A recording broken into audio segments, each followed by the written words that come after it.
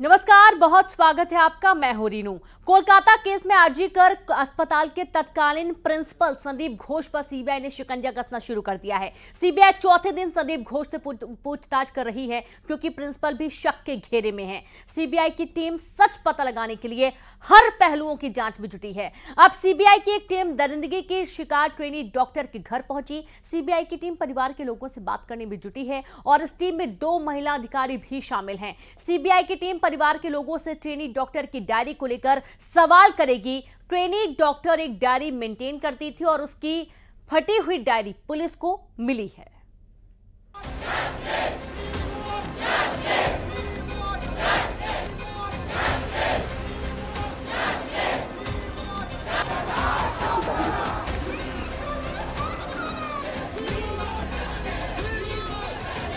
कोई रिजल्ट नहीं मिला है अभी तक।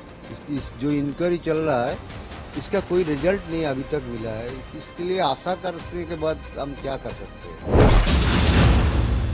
इसका कोई रिजल्ट नहीं अभी तक मिला है। इसलिए आशा करने के बाद हम क्या कर सकते हैं। तुम्हारा नाम, तुम क्या करते हो, तुम्हारे परिवार में कौन कौन है, तुम्हारे पास कितने मोबाइल फोन हैं, उनके नंबर बताओ, अपने दोस्तों के नाम बताओ, तुम्हारी किसी से कोई दुश्मनी है तो उनके नाम बताओ, घटना के दिन क्या क्या किया, कहां कहां गए थे, किस किस से मुलाकात की, वारदात की रात क्या तुमने शराब पी थी, क्या तुम नशे के आदी हो, वारदात की रात तुमने अस्पताल में क्या किया, तुम सेमिनार हॉल में क्यों गए थे, तुमने पीड़िता को कहां देखा था, क्या तुम्हारी पीड़िता से कोई बात हुई थी, तुम्हें डर नहीं लगा उसकी हत्या करते वक्त, वारदात के वक्त तुम कहां गए थे, किस किस को फोन किया था, क्या किसी को वारदात के बारे में बताया था, फोन वीडियो देखने की लत कब से है। ये वो सवाल हैं जो सीबीआई आरोपी संजय रॉय से साइकोलॉजिकल टेस्ट के दौरान पूछ सकती है। साइकोलॉजिकल टेस्ट क्या होता है, साइकोलॉजिकल टेस्ट कैसे होता है, साइकोलॉजिकल टेस्ट में क्या आरोपी पूरा सच उगल देता है। साइकोलॉजिकल ऑटोप्सी एक तरह से अपराधी के दिमाग का साइकोलॉजिकल पोस्टमार्टम होता है। 5 डॉक्टरों की सीबीआई की सीएफएसएल टीम यह टेस्ट करने कोलकाता पहुंची है। इस टेस्ट में संजय रॉय के दिमाग का अध्ययन, या दूसरे शब्दों में कहा जाए तो उसके दिमाग का मनोवैज्ञानिक तरीके से पोस्टमार्टम किया जाएगा। इस टेस्ट के लिए सीबीआई को किसी तरह के कोर्ट की परमिशन की जरूरत नहीं पड़ती है। अहम बात यह है कि इस टेस्ट के निष्कर्ष के बाद आरोपी का कोर्ट की परमिशन से brain mapping, lie detector, narco test कराया जा सकता है अगर जरूरत पड़ती है तो। इस टेस्ट में सीबीआई लेपर्ड वॉइस एनालिसिस यानी झूठ पकड़ने के एक उपकरण में संजय रॉय की आवाज को डाल सकती है और उस वॉइस के जरिए यह पता करने की कोशिश कर सकती है कि आरोपी से जो सवाल पूछे गए हैं उनके जवाब देते वक्त क्या यह आवाज उसका सही जवाब दे रही थी। आरोपी संजय रॉय क्या वारदात को अंजाम देने वाला अकेला शख्स है?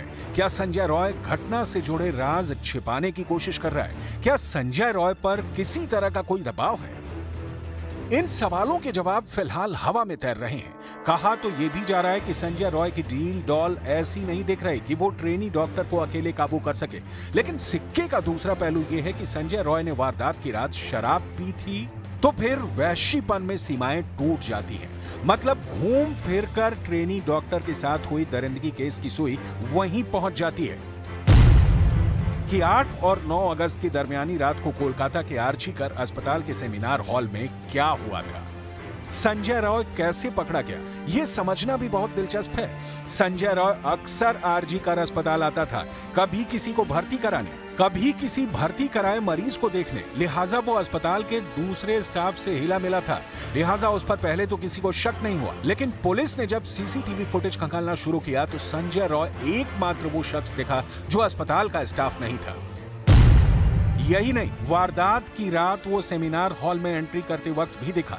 पुलिस को शक हुआ, संजय रॉय को पुलिस ने पकड़ा और जब सेमिनार हॉल से मिले ब्लूटूथ ईयरफोन से संजय का मोबाइल कनेक्ट किया गया तो क्लियर हो गया कि संजय रॉय इस केस में इन्वॉल्व था। यही वजह है कि कोलकाता पुलिस ने केस को ओपन एंड शट केस मान लिया। लेकिन मामला इतने तक होता तो देश भर में डॉक्टर प्रदर्शन पर क्यों उतर आते?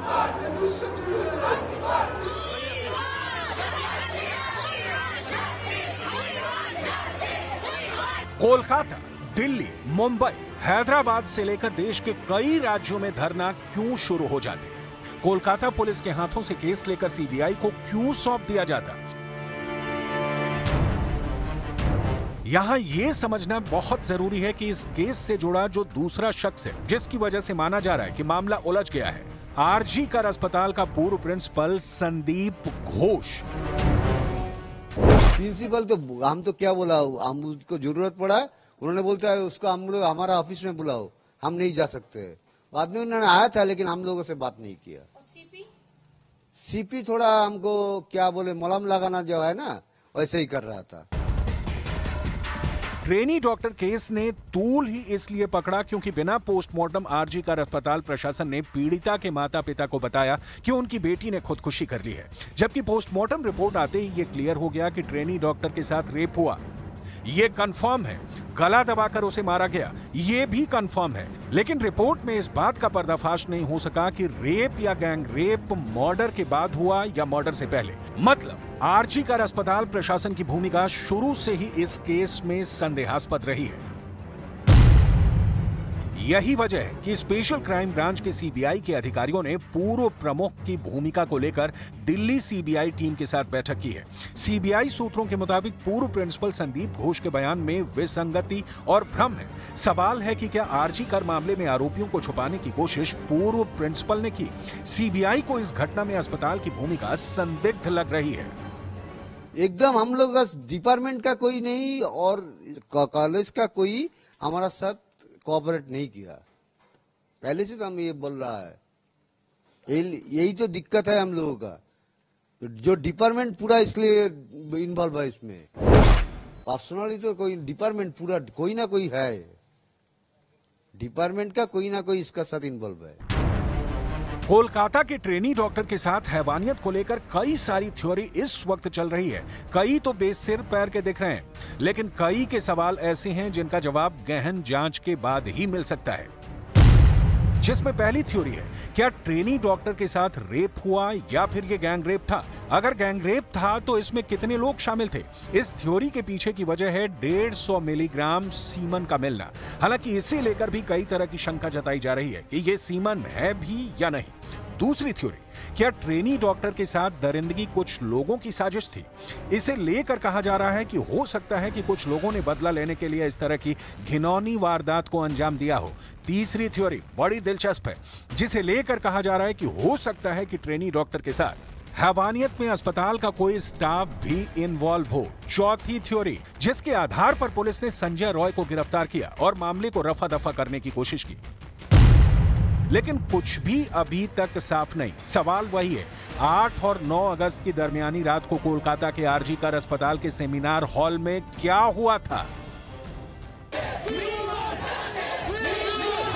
तारीख पर तारीख गुजरती जा रही है और लोगों की बेचैनी बढ़ती जा रही है कि डॉक्टर बिटिया को इंसाफ आखिर कब मिलेगा। इस बीच केस में अब तक सीबीआई के हाथ क्या कुछ लगा है, आपको वो भी जानना चाहिए। सीबीआई सूत्रों के मुताबिक अब तक टीम को अस्पताल का सीसीटीवी फुटेज, पीड़िता की घटना वाली रात की कॉल डिटेल, आरोपी संजय की कॉल डिटेल, अस्पताल का ड्यूटी रोस्टर और सूत्रों के हवाले से खबर है कि सीबीआई के हाथ डॉक्टर की डायरी लगी है, जो महिला डॉक्टर के शव के पास मिली है। ये डायरी सीबीआई को कोलकाता पुलिस ने सौंपी है, जिसके कई पन्ने फटे हुए हैं। पुलिस ने डायरी के फटे पन्ने भी सीबीआई को सौंप दिए हैं।